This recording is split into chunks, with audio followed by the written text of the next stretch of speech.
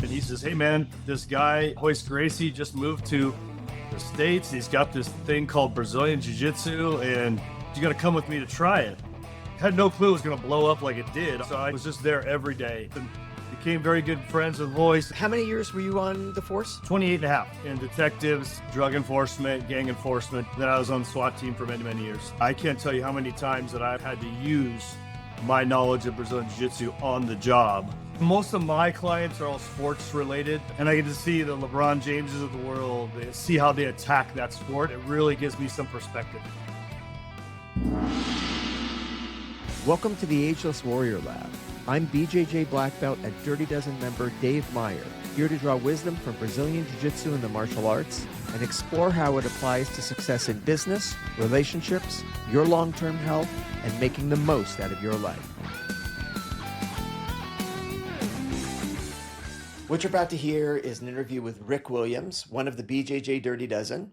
He actually got his black belt from Hagen Machado and the Machado brothers on the same day that Chris Howder and I did.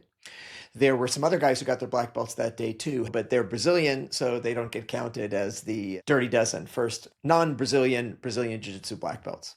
In any case, Rick is a super interesting guy. Rick is a police officer, now retired, fantastic competitor, really smart, really serious, really well-rounded in terms of his jiu-jitsu game.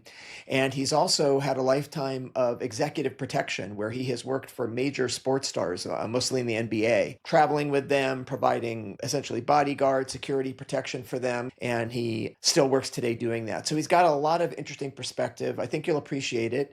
You don't hear a lot about Rick Williams, and that's because he's not a professional jiu-jitsu instructor. He had his career and life in the police department, but he was a trailblazer in terms of getting police departments to incorporate Brazilian Jiu-Jitsu. And so we'll hear a bit about that. I hope you appreciate this. Also want to mention that a lot of people are watching these episodes, but not everybody is clicking subscribe on YouTube. And it would be really nice if you did that. That helps other people find the show and helps make sure that future episodes come up in your own feed. So thanks if you can click subscribe. And now, without further ado, I hope you enjoy my interview with Rick Williams. So Rick, thanks for taking the time to talk to me. I really appreciate it. Oh, my pleasure. Thank you for contacting me. We've stayed a little bit in touch over the years. I don't think you're currently training BJJ. Is that correct? About the last 4 or 5 years, I've slowed down just because of injuries and shoulder surgeries. Right. Totally get it. Yeah.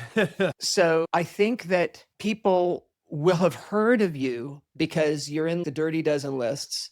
But like me, you were one of the early black belts who was not opening up a school and doing that professionally. You had a life, right? You were a police officer, and I was doing my animal welfare stuff. So unlike Bob Bass, who's got a school, John Will, who's got a school, Renato Magno got a school, Chris Howder. So I think you are just such a wealth of knowledge. I'm so excited to get a chance to talk to you. I have to start by telling you a story. Please. I got involved, I think it was around 1990 when I contacted the Machados. And as you might remember, I was already a black belt, another style of jiu-jitsu. So I had some background. Yes. And I jumped in, and as a white belt, I was like a bad blue belt. Like I could give the blue belts a hard time, maybe beat them, but I couldn't beat any of the good blue belts. And I had this goal. Oh, this is this cool new thing. I want to be the best American in the sport. And there were quite a few guys who had started before me who were definitely better than me. Obviously, Bob Bass and Joey Bass and Mike Nordstrom, if you remember him. There were guys out there, Rick Minter. I loved them, and they were all on the same team, but I just had as a goal, I'm going to get as good as I could do. I'm going to train as hard. I want to be the best in the sport. And then there came, as I got to be a purple belt, brown belt, maybe, I was realizing I'm never going to catch Bob Bass. I can put up a good fight with Joey Bass. I could put up a good fight with Chris Howder, all these other guys. But I thought, okay, I'm going to be the number 2 best American. And I got okay with that. And then I started hearing, I think maybe I was purple belt, brown belt, like, there's this guy, Rick Williams, who's been training with Hagen in the mornings. And I, of course, would only be there on the weekends and evenings in Redondo Beach. And he's really, really good. I think maybe we're brown belts at that time or something. Maybe, yes. And I'm like, I got to meet him. And I got to be sure that I'm better because I got to protect my number 2 position. And I think it took maybe 1 or 2 times of us meeting on a Saturday morning until I said, okay, I'm going to be the number 3 best. Don't discount yourself, Dave. You're a stud. Don't even discount yourself. No, you were so technically good. Of course, you were strong. You had a wrestling background.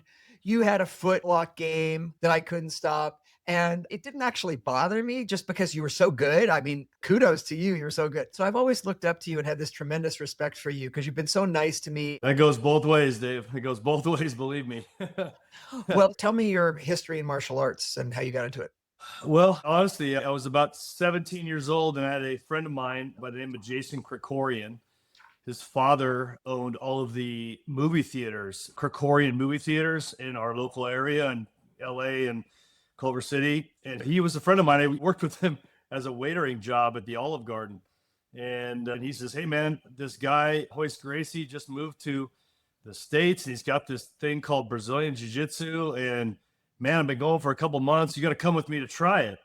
I'm like, okay, I was always an athletic guy. And, I was always in the gym and pretty open to try new things. I was 17 years old. And so I went with him one day, maybe a senior in high school, somewhere in that area, What year might this have been? 1987. So I went and met Hoist and Horian and took a class with them, Hoist specifically.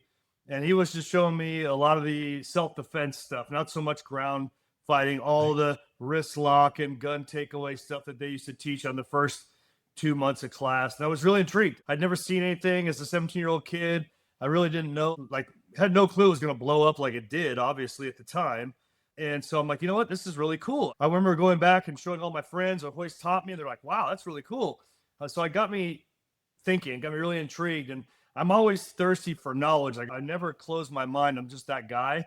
So I was like, I'm going to keep going. So I signed up and it was just there every day. And I was just with Hoist and became very good friends with Hoist and very close with Hoist. And from like 87 to like 93, yeah, I was white belt, blue belt up until about 93 and was training pretty much every day. I remember the Machados moved in, Higgin came to the States, and then I started going back and forth to both schools. I was at Gracie's in the morning and then Higgins at night, Higgin and John and Janjaf. I remember Hoist telling me, because I would go at night and learn all new techniques from the Machado brothers. I would go to the next class in the morning with Hoist, and I would do the techniques that I was taught the night prior by their cousins. And Hoist is like, "Hey, I never taught you that. Like, where'd you learn that?" And I couldn't keep the secret for too long. And I finally had to come up and tell Hoist, "Hey, listen, I've been going to your cousins on the night times. I just want to learn. I'm thirsty." And he was really angry at me that I violated the code of conduct and the trust and the loyalty that we had with the school. And just about that time, I was testing for the police department. I was about 22, 23, and I got hired by a police department. I was still a higher level blue belt. So that's how I sort of got started with it. I went to the academy and I came back to Hoist. Before I left, I was teaching for them a lot of the grapple program that Hoist teaches now for the law enforcement without even being a police officer at the time. But when I went to the academy, I sort of told Hoist and Horian, "Hey, listen, I need to be gone for 6 months because I can't get injured. I'm in this academy for 6 months. I have a family. I have a wife. I can't get hurt. Can you give me 6 months off from teaching? I'm just going to dedicate myself to the police force." So they said, yeah, no problem. So I went to the police academy. I came back 6 months later after graduating. And I talked to Hoist and Horian and says, "Hey, I'm back. I'm good to go. I can help teach again, blah, blah, blah." And they're like, "No, you're good. We found somebody else to replace you." And I said, oh, okay. Like I was sort of shocked. Like, okay, I didn't know it was like that. Went back over to the Machados and they welcomed me back with open arms. And that would have been about when you were a brown belt? No, this is when I was blue belt. Machados gave me my purple belt through black belt. So I went over there as a high level blue belt. John Machado pulled me aside and said, "Hey, this is the deal. If you're going to come over to us, then I need you to be loyal to us." I'm like, 100%, I get it. And so from that day forward, I just was 100% with them. It was pretty good from about 1994 on with them. It's all one family and they all grew up together and were friends and stuff, but there definitely was a rivalry. Yes, huge. And the Machados, when they opened their first school in the Valley with Bob Wall and Chuck Norris in the San Fernando Valley in Los Angeles, they had the name Carlos Gracie Jiu-Jitsu because that was their uncle. And then I think there was some legal wrangling going on around the name of Gracie, which is why they started to just use their name Machado. Correct. Yeah. I mean, obviously there was rivalries among the Gracie schools, even with the people with the last name Gracie, but having that different name, I think really made a demarcation. and you were Machado or you were Gracie kind of thing. Yeah, there was a big rivalry later on. You were part of it with me, where we had school versus school tournaments, and it got pretty heated. I remember at the Gracie Academy, we would go back there, and yeah, it got pretty tense. I remember.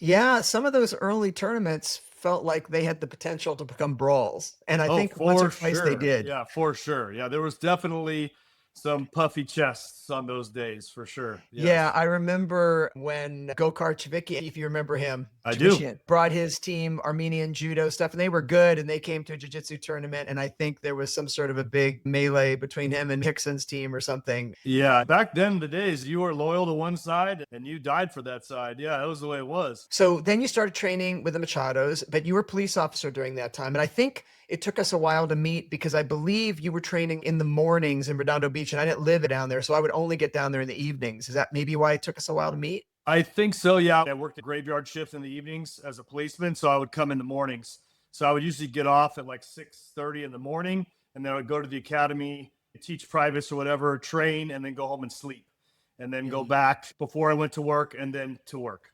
Because I worked graveyard shift, it gave me that opportunity to train in the morning, where you were coming in the evening, and we just kept missing each other. But we eventually met, and I really was very glad that we did. I remember you being very, very dominant with just really good, sharp technique. And I know you became also a very good instructor. Did you ever teach? Oh yeah, yeah, yeah. Me and Bob Bass. Bob had the school in Hermosa Beach, so that's where I usually taught all my privates in the morning time. After I got off work, I would meet clients there at 6 in the morning, 7 in the morning, 8 in the morning, and then I would drive home to sleep, and then I would come back. I was coaching wrestling at the time too, so I would go for the evening wrestling class to the local high school where my sons were going. So I would coach the wrestling classes as well, and then I would go right back to work. So my days were pretty much police work, jiu-jitsu in the morning, wrestling in the evening, and back to police work. Right. So yeah, that was my for many years. Did you have the wrestling before you met Hoyce? I did a little bit of wrestling, but not organized wrestling. But most of my wrestling became after I was a brown belt, and I started training with Rico Chiapparelli, and then I used to go to American folk style wrestling. A bunch of my buddies were the high school coaches in the area, so I'd go to all their high school practices. And then we go to Cerritos College, where Dan Henderson was the assistant coach at the time. Yep. So I trained with Dan Henderson there, and then a bunch of Olympic Russian guys that were there going to school on a visa. So I got to train with a lot of high-level guys. And I was not high level at the time, but it helped me a lot train with high-level guys to help me learn quicker.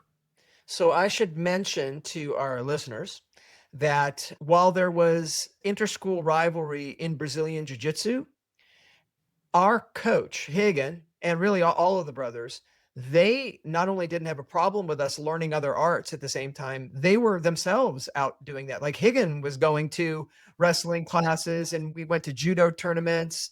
There was the time when there was a 5-person team and Hajar Machado just didn't really like the stress of competition. So I sat in as the 5th Machado brother on that team competition. So we were being really encouraged to do judo, to do wrestling, to do other martial arts. Most of the people I know in the early days who came had some other martial arts experience. Maybe they were a little older than you because you were just 17. Yeah, when I started, I was 17. I was probably one of the younger kids there. Yeah. Your guard was fantastic, but you had an excellent top game. That was why I quickly realized it didn't take me any time at all after rolling with you a couple times. Like, there's no crack in this guy's game. There was nothing I could point to say, oh, well, eventually I'll exploit that. You just had an extremely well-rounded game of jiu-jitsu, very much like Bob Bass, who also had his background in wrestling. Very, very similar. Yeah. It depends your body type. I was more of a stronger, slower type passer. I had speed available, but I think Higgins taught me how to pressure pass a lot. So that was my game. It was going slow, methodical pressure pass and taking limbs as I go. It's all Higgins, you know? So you're going to have a really interesting perspective on this as a law enforcement officer. I mentioned before we talked my good friend Adam Trainer, who is also a law enforcement officer, recently retired, and who is actually on the cover of the competition book. Fun fact there, it was supposed to be Jake Shields. We were going to head out and do the cover shoot and all the photos about the book. And then Jake got a staph infection or something the day before we were supposed to go. So Adam jumped in and helped me. I've known Adam's family for a long time, and Adam's father was a martial arts student and training partner of mine for many years. Yeah, I've known Adam for a long, long time. So he's been very big on law enforcement having at least a basic blue belt level of Brazilian Jiu-Jitsu. He just thinks that should be part of all law enforcement training. And he talks about how that can cause less lethal incidents where officers don't have to reach for the gun quite so quickly. I'm curious your thoughts on the value of Brazilian Jiu-Jitsu or martial arts training in general outside of the curriculum that's taught at the academy. Was that helpful for you? Did it help in your career at all? And also curious your thought about how is it affecting police officers in the field, given that now the bad guys may also be training in grappling and MMA and stuff like that? Yeah, great question, Dave. It's really changed the landscape for law enforcement. One, just with all the civil liability now. When we as police officers go out to a call, we don't know what we're encountering, whether it be a traffic stop, domestic violence, and we don't know who the people we're talking to. We don't know if they're good boxers or MMA guys, wrestlers, jiu-jitsu guys. We don't know. They know, but we don't. So anytime a law enforcement officer can get the training, blue belt level is great. I think it can only help them in the field and in the long run for sustainability to help them finish their 30, 35 plus year career or whatever it may be. I think I did 28 and a half years or something like that. And I got out right before COVID. But yeah, I can't tell you how many times that I've had to use my knowledge of Brazilian Jiu-Jitsu on the job, whether it was my life or that person's life. And I was able to overcome power with my Jiu-Jitsu dozens and dozens of times. So it's definitely something that every law enforcement officer, I believe. But again, Dave, in law enforcement, just like any other job, you have superstars, and then you have guys that just want to get their paycheck and go home. And so you're going to have that discrepancy between the guys around here really trying to help and save people and do the right thing, and the guys are just like, hey, I've been here 30 years. I just want to go home. I don't want to get hurt. And they don't want to learn anything, which you have to be able to understand both those roles. How many years were you on the force? 28 and a half. And how many of those years were you a patrol officer out on the streets? About 20, but did 8 years in detectives, specialized units, undercover, drug enforcement, gang enforcement type of stuff. Then I was on the SWAT team for many, many years. And you're mentioning how the Brazilian Jiu-Jitsu, many times you use that in the line of duty. Would that have been just subduing someone, cuffing them, or was this in full on like to the ground stuff? Yeah, there's a lot of times where it was me against that guy. And luckily, my knowledge allowed me to come out on top. Most of the guys we arrest, honestly, Dave, probably 50% of the guys you arrest, they're maybe resisting, but they're not looking to physically assault you. They don't want to go to prison, but they also don't want to have another charge added on for assault on a police officer. So they may be trying to run away from you, which happens a lot of the time. But then you have those guys who are the parolee that just got out, who may be a third striker that doesn't want to go back for life, that realizes that I have to leave now. I cannot let this police officer arrest me, because if I do, I'm going to be in prison for the rest of my life. Those are the guys you need to worry about that have nothing else to lose. And those are the guys that will fight you back and will make sure that they escape and give them an opportunity to live their life without you arresting them. So those are the guys you really got to be careful of. And yeah, and you just don't know. I mean, until you run them and figure out how many strikes they got, and they know how many times they've been convicted of a felony or convicted of a robbery or whatever. You don't know until you run them. You may deal with somebody early on that you don't know is a third striker that's going to go to prison for his life. And he knows he's got a gun in the car. So you just don't know. There's been many times that being overly cautious has helped me. Interviewing these suspects later on in the jail cell, I've had suspects tell me, yeah, you had the drop on me. You had your gun out on me. I had a gun under my lap, and I was going to take you out if you didn't have your gun on me, but you had the drop, so I couldn't do it. So just being overly cautious. But going back to our original question, does jiu-jitsu help? 1,000%. I think that is probably the premier martial art for law enforcement in general, because 95% of fights end up on the ground.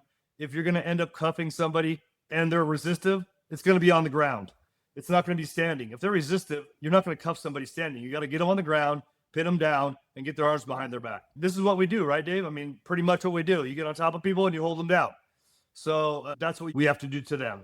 Could be under the influence of narcotics, heroin, PCP, like superhuman strength guys that don't feel pain. Yeah, I've had some pretty bad incidents where I had to use my jiu-jitsu to save me, for sure. And I'm glad you had that as a tool, and in a sense, better for you and better for the other person too. 100%. Because if it meant that you didn't have to use lethal force or someone else didn't have to use lethal force. I used to, back in the day, train with a lot of law enforcement officers like yourself, and also did some training, some seminars and stuff like that, and did a fair bit of private instruction of law enforcement officers. So just for the people listening to appreciate and understand this, first of all, what you keep saying is you don't know what the state of the other guy is in, right? And they're not going to let you know that. Like, they might be smiling right up until the point that they decide to resist. A lot of these people are street smart and they're good at concealing their motives, concealing the way in which they're going to move. And what I noticed when I did ride alongs with cops, which would be just going in the car and seeing what's going down in the streets, what is the daily activity that a cop is doing, you're pulling someone over for a traffic violation. It could be your grandma who just has bad eyesight and had made a traffic violation. Or it could be someone sitting there with a gun under their lap who has stolen a car that hasn't been reported stolen yet. Very true. You can't tell the difference when you're walking up. And I have so much compassion around that. So whenever, for whatever reason, I'm getting pulled over by a traffic cop, I roll down my window. I put my hands on the top of the steering wheel, show my fingers. I want that person to know you can see my hands. I'm not a threat. I want to make it as comfortable for them as possible because I understand what they have to be careful of every day. And I don't think most people think of it that way. It's funny you say that. Even though now as retired, I've gotten pulled over a couple times myself as a retired policeman, and I do the same thing still. I put my hands on a steering wheel. Yes, sir. Yeah, hello, officer. I show the same respect that I would expect if I came to the window when they're coming to the window. But you have people that sometimes think that they know the law better, or they don't have to follow these rules, or they weren't doing what the officers tell them they were doing. Or like you said, they know that they're a third strike candidate. They know they have a gun in the car, drugs in the car, whatever, illegal contraband in the car. They know they're going to jail for 25 to life or whatever that number may be. You don't walking up to the car, just like you said. So always better safe than sorry in my book. Another thing that I don't think people think about, even jiu-jitsu people, when they think about jiu-jitsu as applied to law enforcement, is if you are engaged in some sort of an altercation on the ground, when you're a law enforcement officer, you have to worry about weapon retention, right? You've got a gun strapped to your hip and you don't want that guy getting a hold of the gun. So you have to modify your fighting a little bit and really control their arms so they can't reach around behind you, even if it's a holster that's limited to certain angles, can't reach around your back, pull the gun out. You need to be able to subdue someone. You need to be able to operate your radio. And of course, you're wearing shoes and you're on concrete. I mean, there's just a lot of different things that make it a very specialized jiu-jitsu for law enforcement. Yeah, and you have a heavy bulletproof vest on, which inhibits your movement a little bit. You got a taser, a baton. You could have a bunch of weapons around your waist that are accessible to that person that you need to protect as well. And like you said, you got combat boots on. It's not like you got a nice gi with a t-shirt on and you have good flexibility and mobility. No, it's just the opposite. You got an extra 40 pounds of gear on you while you're trying to wrestle somebody who may be 40, 50, 60 pounds heavier than you. So to go back to your original question, yeah, Adam knows it very, very well.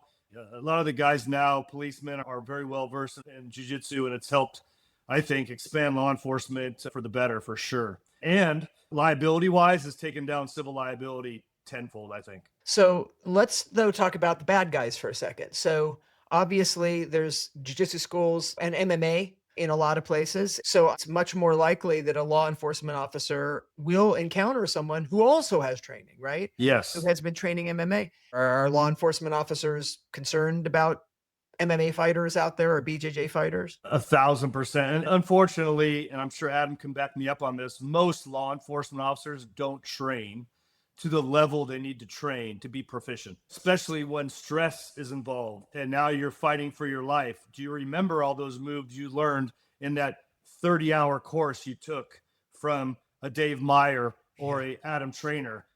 I know I wouldn't, because stress takes over. You get tunnel vision. You forget all the stuff that you've learned for all those hours of training, unless you are a regular and you're proficient at it.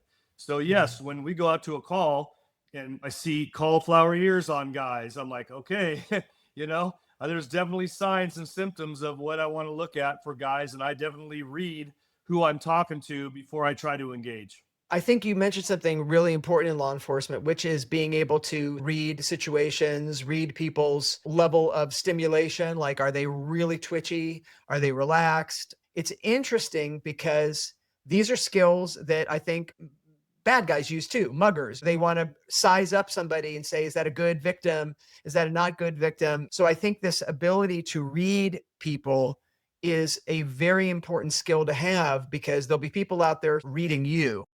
I have a friend who is a magician, and he's really an expert in misdirection and in reading people. That's kind of what magicians do. And that's why magicians are often pickpockets and things like that. So there's a whole skill around reading somebody, understanding what kind of a vibe are you getting, trusting your instincts, maintaining distance and things like that. And it's an interesting thing to talk about when you're just a regular person training martial arts. It is a matter of life and death if you're a law enforcement person having those skills. Agreed, 100%. Dude. I couldn't have said it better myself. It's definitely, like I said, taking law enforcement a different direction. We were learning Krav Maga for a lot of years, and they tried to push that down our throats. And then people in the community of jiu-jitsu sort of realigned. It says it's not really what we want to do. We want to go where we can subdue these people without injuring them. And that's how jiu-jitsu became gravitational towards the police department. I remember when I was in the academy, I was 23 years old, and I think I was a purple belt maybe. And I think I was one of the highest ranked guys around. Obviously, you and I were, probably similar at the time. But when I went to the academy, we learned boxing. I go, I'm not going to box somebody in the street. Like, why am I going to box somebody in the street? So they put me in a ring with one of the big guys, 270-pound guy, all muscled up, and threw a couple punches, took him down. And they're like, hey, you can't do that. What do you mean I can't do that? That's what I've trained to do. Like, well, I just boxing. You can't do that. Well, I'm not going to box anybody on the street. So they, of course, realized that I had the level I did, and they invited me back to help teach and stuff at the academy. So it was all for the better. But yeah, it's definitely advanced police work for the better, 1,000%. I think because the Gracie, the Machados came to Southern California, that's the first beachhead. Yeah. And then there would have been a few people that went to Florida. And I think that had a lot to do with where there was surfing and things. 1,000%. Yeah. Exactly. Trying to get the Brazilian life in California. Yeah, exactly. And so I think the first law enforcement agencies to get officers like yourself training in this were in Southern California. And I think it was really you as a trailblazer. It was bottom up. It was officers saying, hey, I'm training in this martial art, talking to the upper brass, saying, we need to incorporate this into our training for our officers. And like any institution, it takes a while to accept change. So kudos to you, because I think you're one of the first in the country to be both embracing that and being able to push from the bottom up to get this into the curriculum for law enforcement officers to keep everybody safer. Yeah, you're right. When I first came out of the academy, I was immediately made like self-defense training for the department. I was the instructor. I began to put a curriculum together, had to send it up to the California state to get it approved. They shot it back down, had me change a bunch of stuff. Basically, I was teaching not so exact, but Hoist's grapple program to my department and LAPD and LA sheriffs in the early years. But that all had to be approved by my executive staff and then through the state of California training division. And it took a while, like you said, for them to accept that this is going to help policemen save their lives and the cities for civil liability. Because instead of killing somebody, you can immobilize them using the art of jiu-jitsu. So it's definitely saved hundreds of millions of dollars for these cities to pay out wrongful death lawsuits because we had proficient officers who were able to distinguish the threat instead of using deadly force. So you mentioned that you have had some injuries that have inhibited your ability to train, and that's a very common thing when you've been doing it decades like you have. But I think you're still in great shape now and keeping yourself fit. Is there a particular exercise regimen that you use these days to stay in shape, stay healthy? I do, Dave. I'm pretty regimented. I'm in the gym 2 hours to 2 hours and 20 minutes a day. Gym in the morning, cardio in the evening, and I do a lot of high reps. Not a lot of heavy weights. Dan Henderson was one of my guys I really looked up to when I was younger. And he showed me when he was getting ready for these fights in Pride and all these guys, he would not do heavy weights, but he would do 50, 60 reps to get the lactic acid buildup in his muscles so his muscles didn't fatigue as quickly. As I've gotten older, obviously I can't squat 500 pounds anymore or bench press 400 pounds anymore, but I can do high reps with medium weight. And I feel that's what's helped me stay in great shape. I feel like I'm probably in the best shape of my life right now. And I feel like I can do a long hour and 45-minute workout with medium to light weights, high reps, and get a great pump and still keep my muscle mass on. So yeah, I had to change because when I was younger, you know me, I was a lot more bulky. I was 208 pounds of heavy set guy with a lot of muscle mass. Now I'm 190, 192, but I still feel like I have the muscular ability that I did when I was 25, but now my muscle endurance has gone up tenfold since I've changed sort of my training regimen. I think that's a good weight for you. And yeah, you were definitely back in the day very, very strong. You worked hard at that. And that was just backing up really good jujitsu technique, which is why that's just a terrible combination for anyone you have to fight against. I should say I also don't squat 500 pounds and press 400 pounds, but that's because I never could. I could never even do a fraction of that. Well, you didn't need to, Dave. You used better technique than anybody, so it's all good. Just like Hoist. Hoist was never strong, but he had the technique to overcome all that, just like you did. Look at all those medals behind you, Dave. That comes with a lot of hard work and dedication. And I'll tell you, you're one of my idols. Just looking at all those medals behind you, honestly, it's amazing to see that at our age, that you're still competing at that level and winning all those medals. Kudos to you, my friend. I'll tell you that. You're very, very kind. Thank you. And really, I just get most of them off of eBay. No, that would not even be you. So. No, that's not my style. You're right. I definitely have some joint issues, elbow stuff, various stuff, stiffness. Fortunately, I haven't had anything that has risen to the level that it needs to take me out of the sport. And hopefully I won't have that. But I was never much into weightlifting. Like in my earlier life, it was all isometric stuff. It was all push-ups, pull-ups. I could do that till the end of time. You're right. But it wasn't until I got into the higher belts of jiu-jitsu and I started to encounter strong people who were also good at jiu-jitsu. And I thought, wouldn't hurt to be a bit stronger. Right. And that was when, you mentioned Rico Ciparelli coming down and training, fantastic wrestler. Oh, you also incredible. remember Rico Rodriguez. Yes, Rico Rodriguez too. And Rico and I, the first time I met him, I just found him to be so crass and offensive. Oh, he was. Yeah, straight New Yorker. I just couldn't stand and he was taking class with Higgin or something. And I just wanted to destroy him on the mat. And I don't know what happened, but we just became really good friends. Like I realized, come on, he's just a big softy. He was definitely different on the mat than off the mat, for sure. Yes, exactly. And the reason I'm mentioning Rico Rodriguez was he at the time was a manager of the local Redondo Beach Gold's gym, I think. Yes. And so that was right about the time that I started saying, maybe I should get into Gold's Gym and do some working out and do some weightlifting. My career has been mostly what you would call lightweights, but moderate, high rep stuff. It's only more recently that I've been working with a strength and fitness coach, my friend Levon, who's also a BJJ black belt MMA fighter. So he gets what we're doing to our bodies. Yeah, that's the best. To try to actually do a more well-rounded weight routine to be strong. And I too feel like I'm as strong now as I was in my youth. I don't have the flexibility. I guess I don't have maybe some of the speed, but I think I'm pretty fast, but it's mostly joint flexibility things. That's where I feel the difference. I 100% agree with you. I've had like 3 shoulder surgeries and I have double meniscus tears in both knees. Just so many hours on the mat of, how it goes. They've sitting on your knees all day long, teaching class or wrestling. And then the constant pounding of hitting double legs and high crotches and swing singles and pounding your knees on the mats. Right. Do that for 3 decades, you're going to have some problems. You know what I mean? So I just felt I didn't want to be that older guy in my 60s that's in a wheelchair or in a walker at 65 because I've had 12 surgeries on my back and my neck. And I'm sure you know those guys. Look at Danaher.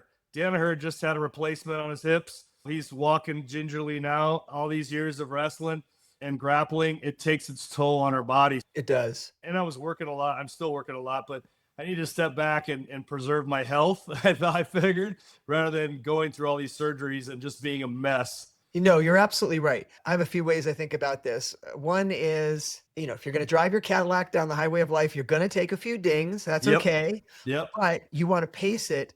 I view like if you're buried with any cartilage left, that was fun you didn't have. But that's a good way to look at it. Pace it. You don't want to have that cartilage gone when you're 60 or even 70. I mean, people are living into their 90s And you and Yes. I are going to be active into our 80s and 90s. So it is very smart of you to be wise in that way and to make those choices. I jokingly say, and I've said this with John Will, who of course you know very well, if someone gets into martial arts for self-defense, if they're going to get into it seriously like we did, they should probably just get beaten up a few times in their life and don't do martial arts. So Yeah. they'll be in better shape, Yeah. happier, healthier, more time going out on Saturday mornings to have mimosas instead of getting their ass kicked on the mat. Um, 100%. but so obviously, if you're doing it, it's not just about that. It's because you like it. But the point is, we do want to be functional and healthy. That is the whole point. And there is an identity issue. For And sure. it's very hard to step back and say, my identity has been that I am this jujitsu guy who trains every day. But you know what? Moving into this phase in my life, I'm going to modify that identity to being I'm a very skilled martial artist and jiu-jitsu guy, but I'm not going to keep doing that every day because I'm going to do what's right for me. And you want to see your grandchildren too, right? 100%. Yeah, I just had one a couple months ago, so it was my first one. But you hit the nail on the head for me, David. For me, it's just, I'm sure with you, I think we both share that same passion for martial arts in general, jiu-jitsu in general. Else we wouldn't have done it for 3 decades. You know what I mean? Right. We would have quit in the first couple of years and said, oh, this ain't for me, or this is too difficult, or that road isn't for me. I got to change roads. But you and I had the same identity, and jiu-jitsu does become your identity, just like being a policeman becomes your identity. And at some point, like same with the police officers, I know police officers, that's their whole identity. And when they retire, they fade away and die because they lost their identity of who they are. They're a police officer for 35 years, and now they're not. They don't have a place to go work. They don't have a place that provides them a interest or a passion, and they fade away and they end up not being happy, depressed, whatever. I think with multiple passions, whether it be police work, golfing, jujitsu, weightlifting, you can sort of pull from each and satisfy that same passion or your need from all of those instead of Yep. just leaning it on one and saying, I'm a jiu-jitsu guy. This is all I know, and this is my identity. You can't be that shallow. Well, that's true. My identity really comes from two things, is my jujitsu and my animal welfare work. And then of course there's my family and my wife. I mean, there's a number of different Davids, just like there's a number of different Ricks, but they all coordinate really well. And at some points in your life, one's going to rise up and another's going to go down. Or maybe you'll develop some new identity. Maybe you'll become, I don't know, paddleboarder. I mean, who knows? Exactly right. So speaking of changing identities from being a police officer, you have retired from being an active duty police officer, but you are still working in what would you call it, personal protection? Executive protection for high net worth individuals. Yeah. So I'm curious if there's anything you can share with us about who, even the types of individuals that you provide protection for, and why is that fun? What's the life like providing protection for a high profile individual? Yeah. Most of my clients are all sports related in the NBA, basketball related. So I was with Kobe Bryant for almost 17 years before he passed, and his family. So was very close to him and his family, still am with his family. So when he passed, it was very hard on me and of course his family being with him for that long. But I work for one of the NBA franchises here in Los Angeles. So I do a lot of traveling with that organization and work for a lot of high profile NBA players on the side, as well as people who are on the team currently. So yeah, it's definitely a lot of work. My days are 20 hours, 22 hours long, a couple hours of sleep here and there, and then back at it again. So I've been doing this on the side, outside of being a police officer with the NBA franchise for 22 years. So through those years, I've been fortunate and blessed enough to work with some of the biggest names in all of sports, dozens of Hall of Famers, and I get to see on a daily basis how they attack their passion and their sport and what kind of intensity and level of discipline they have to become the best at their sport. So it gives me a lot of reflection from our early years of jiu-jitsu, where we had that kind of dedication, where we were there 6 hours a day training jiu-jitsu, 3 hours in the morning, 3 hours at night, teaching in the afternoon. And I get to see the LeBron Jameses of the world, the Russell Westbrooks of the world, the Pau Gasols, the Kobe Bryants, the Carmelo Anthonys of the world, to see how they attack that sport. It really gives me some perspective. That's really interesting. You're getting a extremely interesting sort of behind the curtain view on something that so many people look at, but they're only seeing it an hour a week when the game is being played or something like that on TV. You're actually getting to see a bit more from behind. And am I correct in saying that your job, what you're being contracted to do, is to keep these players or whoever it is you're working for physically safe from someone assaulting them or maybe a stalker or something like that? Yeah, it runs the whole gamut. We do all that from personal residence protection, because a lot of these guys' houses are getting burglarized now, to individual protection. I'm on the side of more individual protection. I'm actually with the athletes when they go out at night to dinner, to wherever they're going, whether it be the movies, on a vacation in the summer, wherever that may be. I'm usually with them providing personal security for that individual. I can see then how that would make you a trusted friend, really, and with the family as well. Maybe similar to Secret Service work where you really have to be there kind of at all times. 100%, Dave. Yeah, since we're with them 24/7, like literally, you don't leave the hotel room without us. So, yeah, it's definitely one of those things where you're spending a lot of hours, a lot more hours with them than I do with my wife. So you start to have a personal relationship with these people. Some of them, anyways, not all of them, of course, but some of them have become very, very close personal friends of mine throughout the years of working with them, because there's a trust factor. They realize that I'm there for them. I'm there protecting them, their children, their wife, their family, their mother, whatever it may be, as well as them. So I think there's a trust factor. Obviously, there's a factor of seeing them at the highest level, and then they also can understand where I come from a security standpoint, where there's very few guys at this level that have your type of background, Dave, or my type of background at the level that we can move and maneuver. And so it's definitely a mutual respect both ways between the athlete and myself, I feel. Yeah, I think anyone who's got you on their team protecting them is very, very lucky. I mean, the combination of your extraordinary personal combat grappling skills, I assume you're carrying a concealed weapon, your policing skills, your ability to read the room, just a lifetime of reading situations. Again, sort of trusting your gut, being smart. I can't think of a better person for someone to have in their corner protecting them. Most people, I assume, don't think in terms of professional athletes needing that kind of protection. We think of singers, celebrities, and of course, politicians, people in the political arena, Yes. but you don't think sports stars. But of course, these are very, very high profile people, and there's a lot of crazy people in the world. And just because you're a really, really tall and really, really strong guy doesn't mean that you can't both be victimized. God made big men and small men, and Smith and Wesson made them equal. Exactly right. There's always obviously kidnapping threats for ransom, things like that, especially when we leave the country. You just never know what's going to happen when we're in China or we're in Thailand or wherever that may be. There could be a criminal organization that's plotting this kidnapping of their children or themselves or whatever for ransom. You just never know. So there's always things that you got to be on the lookout for, stay ahead of. The internet's been good and bad. I mean, we can do a lot of advanced work on the internet to limit our liability per se without even touching foot in Thailand or the Philippines or whatever. I can do a lot of stuff online to mitigate those threats. I was going to ask you about that. I have a good friend, training partner with me for many years. His name is Dan Marks. And Dan was a black belt teaching at El Nino for a long time, Yeah. MMA fighter.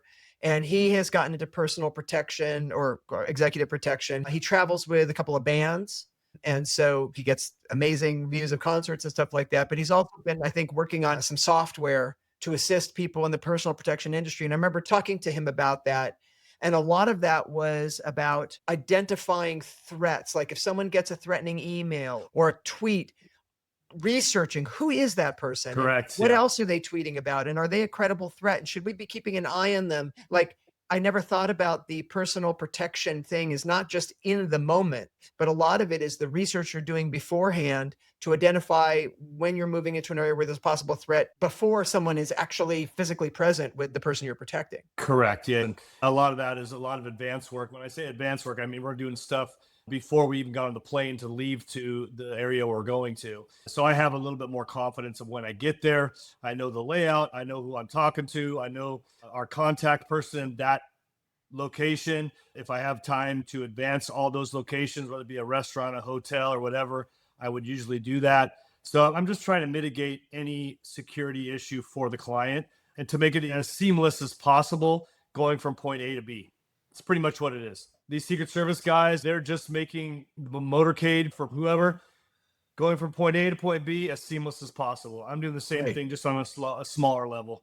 Just if you have a few more minutes, I want to talk to you about the evolution of BJJ. It's changing, it's evolving as a sport. I don't know how closely you're watching some of the new formats. A lot of it is moving into no-gi stuff. And yeah, I love of course, it. Yeah.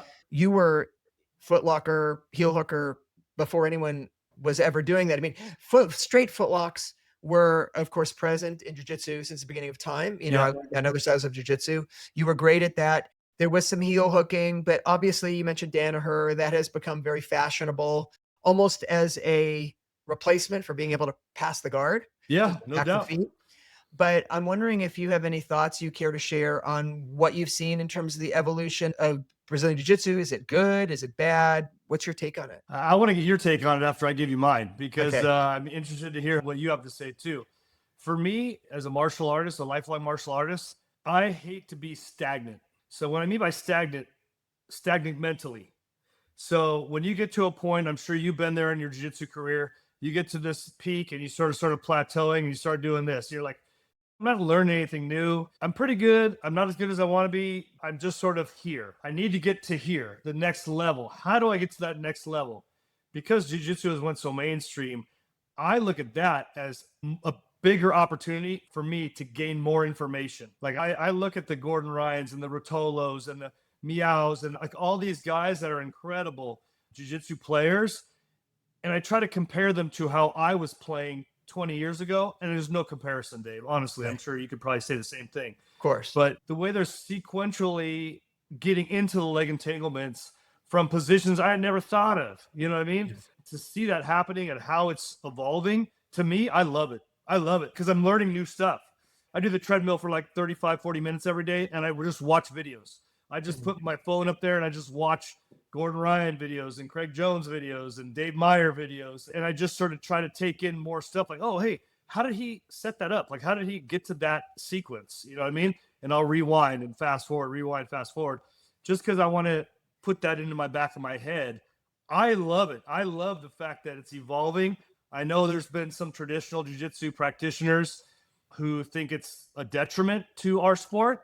I don't have that opinion. I think the more it grows, the better. And the more transitions and the more things open up, the better for everybody. I know, leg locks really aren't jiu-jitsu, heel hooks and all these leg entanglements. It's not really what we made jiu-jitsu to be.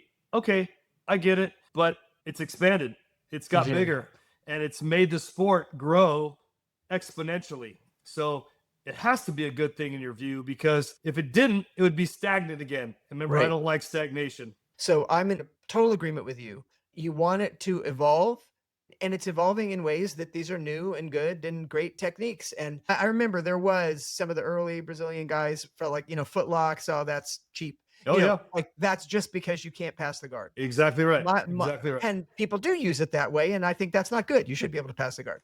I remember Gene LaBelle telling me you could be a black belt at everything, but if you're a white belt at foot defense and someone else is a blue belt at foot attacks, you can lose. You're a white belt in that move. Exactly. And the point is, I don't want to lose. I'm not going to sit here and say, yes, you beat me, but it's not fair. Like, you beat me because you beat me. So I think it's all grappling. It's all great. I was talking to John Will recently, interviewed him, and he was talking about there's what gets you into the sport and there's what keeps you in the sport. And what gets you into it might be, self-defense, some stuff, but to keep your interest for 20 years, there better be new things happening. There better be evolutions going on. So I think that's all fine. The couple caveats I put on that is, I think for the people who do focus on heel and leg entanglements and leg attacks, it of course increases injury. So as we all know, you have a fair amount of leeway when it's a shoulder lock or certainly chokes. There's no issue with that if you're a little late tapping, you're going to be okay. But things tend to come on very quickly where there's no pain. And now suddenly there's a ligament tearing in the knee. So I think it does increase the injury. So I have this feeling like live by the sword, die by the sword. If you want to get out there and do leg entanglements, be clear on that, and that's fine. But just note, you may be heading into a knee surgery one of these days. So if you're cool with that, do your leg entanglements. It's fine.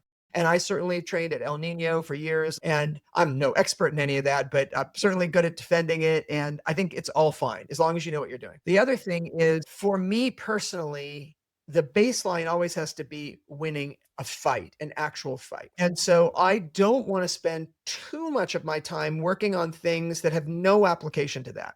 Whether those are complex inversions or gi lapel wraps, we're all great stuff for the sport, but not too applicable. So I would rather have more of my personal time spent on techniques that can win in the sport, that will be right there for me in a fight and not be like something totally different. Yeah. But for the people who want to excel in the sport and for whom that's not their goal, then yes, work on the most interesting, weird inversion and lapel manipulation. If that's what wins you world championship, absolutely, go for it. So Right. I have no problem with any of it. I just think you want to have your eyes open on that evolution. The only thing I lament a little bit is I do feel there's people involved in the sport who are lacking a little bit in this, not the self-defense aspect in the sense of self-defense, like the joint lock system and stuff that Gracie's were teaching, which is very similar to the system I grew up in, but self-defense, like just, you do know that we can hit each other in reality, Yes, exactly. right? Exactly. You Yeah. do know I Yeah. can slam your head into the concrete. And so just don't forget that. And I was talking to Chris Howder, actually interviewing him as well recently. We used to put on gloves, right? Right. And we were very aware that when you were on the mount, you could be being pummeled seriously from the mount or even from the guard. And so I think it's good to spend a little time just playfully remembering that, just saying to a friend, you know what, let's slap. We're going to allow slaps or Yep. something, just to remind yourself that, oh yeah, strikes matter here. And so remember how to control an arm, remember how to off balance someone in a way that is going to keep them from being able to land a powerful strike. Because that's important to me. If it's not important to other people, I think that's totally fine. But I do think we do a disservice if we're just training people in sport jiu-jitsu and we're never addressing that. I think someone might have a little bit of a rude awakening the first time they're in an altercation where someone didn't get the memo and they Yeah. just start hitting them in the face. And they start elbowing him in the face. Exactly. Right. Exactly. Let me preface with something with what you said is, I remember the last CJI where, as soon as the combatants would go together, both would sit down. Like, no. That's not what we came here to pay to see. Don't just sit on your butt in the middle of the octagon. I want to see you guys hand fight and wrestle and take each other down. And if you end up taking each other down, then continue. But don't just come together and sit down on your butts together. I don't think that's what this sport was meant to be. Like you said, I thought it was more of like practical application for street fighting. Of course, there's a sport version of it, and there's a street application side of it, and you need to be proficient in both. You can't just be the straight sport player who just inverts every time and goes to his back and puts his feet over his head and says, okay, let's go, because you're going to get your face stomped in a street fight. You got to be proficient in both. And what it comes back down to, like if you're a policeman and you're only proficient in sport and not in street, you're going to have a problem. So just in closing, any advice you want to give to younger people? Is there any particular advice that's been helpful in your life, maybe that you give to your kids moving forward, that you'd like to share? I will, Dave. For me, I grew up in an era where it was a little different, obviously, than today. There was no internet. There was no cell phones. You and I, we had to go to the payphone to call people, right? So now people are just sitting at home on their computers and on their phones. I know my boys are the same way. Luckily, we got involved in jiu-jitsu and wrestling, so that sort of got them out of that. But my personal belief is find something in your life, and I've had this discussion with both of my boys, that you are passionate about, that you are excited in the morning to wake up and do. Whether that be bowling or fishing or jiu-jitsu or boxing or golf, I don't care what it is. It has to be something outside of your work. You could be passionate about your work. That's fine. You're very passionate about your dogs and your nonprofit. I get it. You have to have something outside of what's technically work that makes you have passion, that gets you up in the morning excited. And you have to find that within yourself. For everybody else is different. And I had this discussion with my youngest son probably 6 months ago.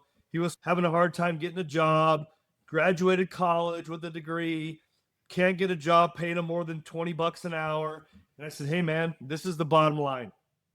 You have to be happy with you. You have to find something that you derive passion from. So he was a big wrestler. I said, hey man, you were a stud wrestler. You were ranked in the country wrestling. Why don't you go teach what you know to other children and other kids and kids programs? You have such a huge knowledge of wrestling. Go teach what you know. If that gives you that passion, that gives you that excitement to wake up in the morning to get the day started, like, man, I don't care waking up at 6 o'clock. I gotta get to the gym. I gotta hit the wrestling mat, or I gotta hit the gym. I gotta get my fishing poles ready because I'm gonna go fishing, whatever that is. I think the young kids nowadays don't have that passion that maybe you and I had growing up, because we didn't have these extra stuff we got to keep our minds busy all the time. This keeps them busy all the time. We didn't have that. We had to find it. Jiu-jitsu was that for me for 3 decades. That was that for me. I'm sure that was that for you outside of your work. I've had that conversation with both of my boys. It's helped them find direction in life. And it helped me as a kid growing up, because I really came from a broken household. I was on my own at pretty much 14 years old. I didn't have any parental guidance. So I had to figure it out myself. And I had to find that passion within me to give me the motivation and the drive to become someone. You know what I mean? I think that was big for my boys. I think that's great advice, Rick. And I think that is definitely something that if people can find that will really add a lot of meaning, a lot of value to their life, whatever that is. It could be just they like to play music. It Correct. could be whatever. If it happens to be something that is in some way helping other people, like you mentioned, teaching wrestling or whatever, volunteering, helping the elderly or something. It's one of the things they recommend for against like depression or whatever. Like it gets you out of your own head. And frequently it's just a good way to get interactions going. I don't have kids, but I've seen exactly what you're talking about, is how much time people just spend even in the gym, sitting there looking at their phones, and how really, really brilliant people have created these social media algorithms specifically for the purpose of keeping your attention. That is how they make their money. And kids are not getting the interaction with other people. They're not dating as much. They're not getting out of the house.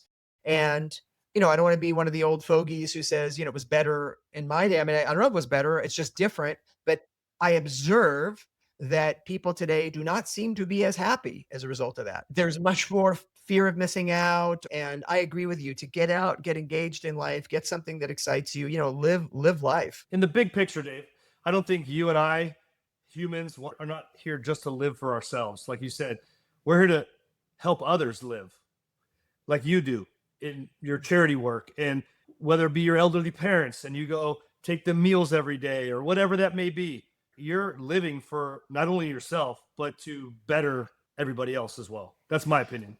And I just want to call out that you, having lived a life in public service in one of the most dangerous forms of public service, trying to keep the community safe, trying to help us have a civil society and putting yourself out on the line every day, you did that in one of the best ways imaginable. And appreciate that. Your teaching of martial arts, of course, helps people, your executive protection stuff. So one way or another, you've been involved in things that really do help other people. And if it pays you, even better. I get paid for my work too. So as well, I just want to thank you for that, for your service, Rick. You're an amazing person. I'm so glad we got a chance to catch up. See ya. Have a good day. I hope you enjoyed the discussion with Rick Williams. He's a fantastic guy, a good friend, and a wealth of knowledge and perspective when it comes to Brazilian Jiu-Jitsu, law enforcement, as you saw, and all kinds of things. If you enjoyed this episode, please remember to subscribe if you're on YouTube, click like, share it, and I'm definitely interested in hearing any comments you have. Want to understand what is interesting to you, so please do tell me what you're thinking.